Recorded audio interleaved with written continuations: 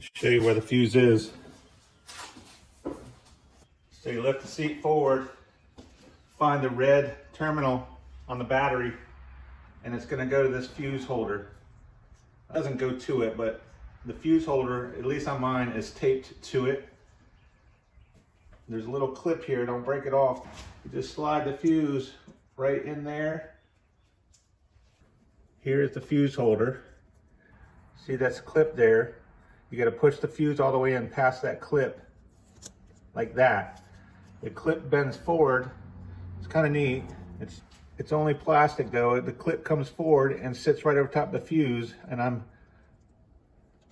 imagining that that's to keep the fuse in while you're bouncing around out in the yard.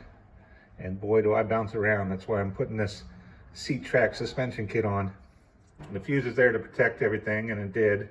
Ordered fuses.